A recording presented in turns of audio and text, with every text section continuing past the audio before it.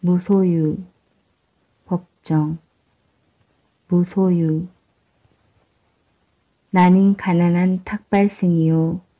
내가 가진 거라고는 물레와 교도소에서 쓰던 밥그릇과 염소젓 한 깡통, 허름한 담요 6장, 수건, 그리고 대단치도 않은 평판 이것뿐이요.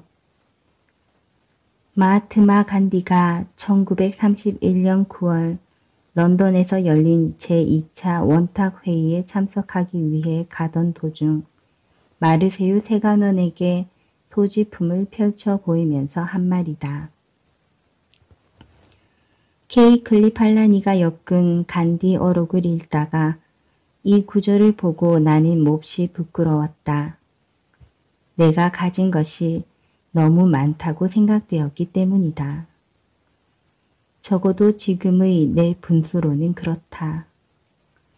사실 이 세상에 처음 태어날 때 나는 아무것도 갖고 오지 않았었다. 살 만큼 살다가 이 지상의 적에서 사라져 갈 때에도 빈손으로 갈 것이다. 그런데 살다 보니 이것저것 내 몫이 생기게 되었다. 물론 일상에 소용되는 물건들이라고 할 수도 있다. 그러나 없어서는 안 될 정도로 꼭 요긴한 것들만일까? 살펴볼수록 없어도 좋을 만한 것들이 적지 않다. 우리들이 필요에 의해서 물건을 갖게 되지만 때로는 그 물건 때문에 적잖이 마음이 쓰이게 된다. 그러니까 무엇을 갖는다는 것은 다른 한편으로 무엇인가에 얽매인다는 뜻이다. 필요에 따라 가졌던 것이 도리어 우리를 부자유하게 얽어맨다고 할 때 주객이 전도되어 우리는 가짐을 당하게 된다. 그러므로 많이 갖고 있다는 것은 흔히 자랑거리로 되어 있지만 그만큼 많이 얽혀 있다는 측면도 동시에 지니고 있다. 나는 지난해 여름까지 난초 2분을 정성스레 정말 정성을 다해 길렀었다. 3년 전 거처를 지금 달의 헌으로 옮겨왔을 때 어떤 스님이 우리 방으로 보내준 것이다. 혼자 사는 거처라 살아있는 생물이라고는 나하고 그 애들 뿐이었다.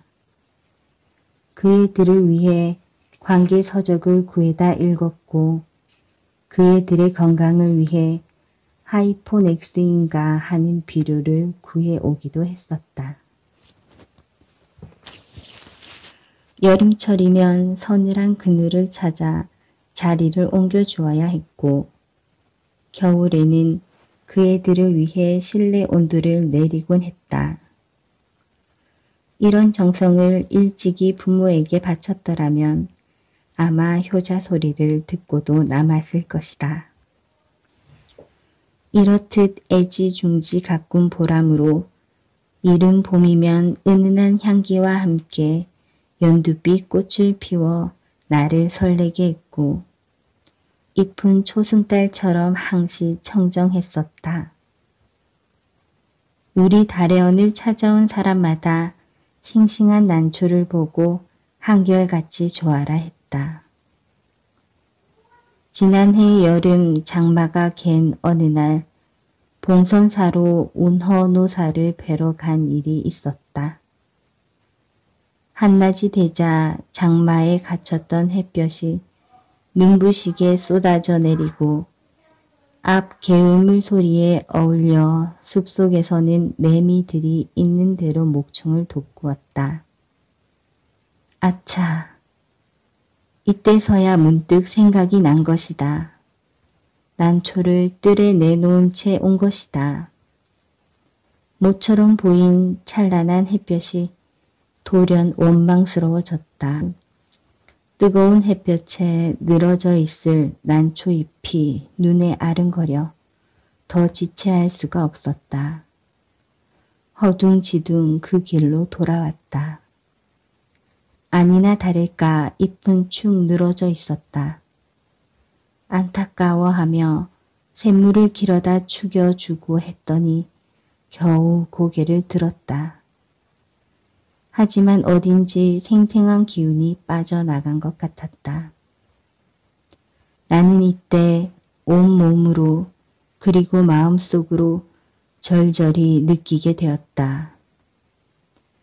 집착이 괴로움인 것을. 그렇다. 나는 난초에게 너무 집념한 것이다. 이 집착에서 벗어나야겠다고 결심했다.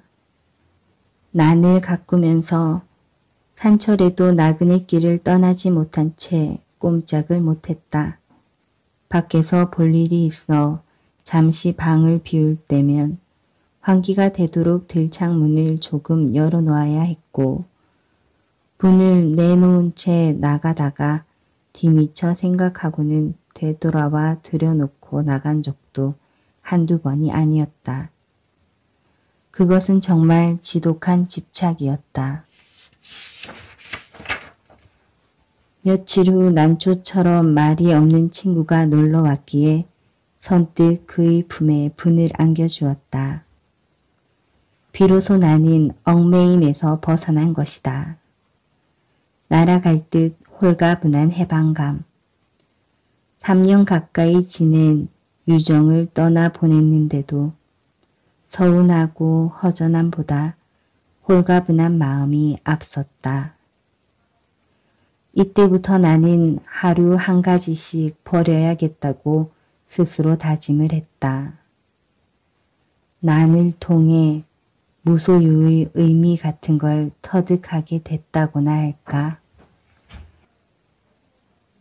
아무것도 갖지 않을 때 비로소 온 세상을 갖게 된다는 것은 무소유의 또 다른 의미이다.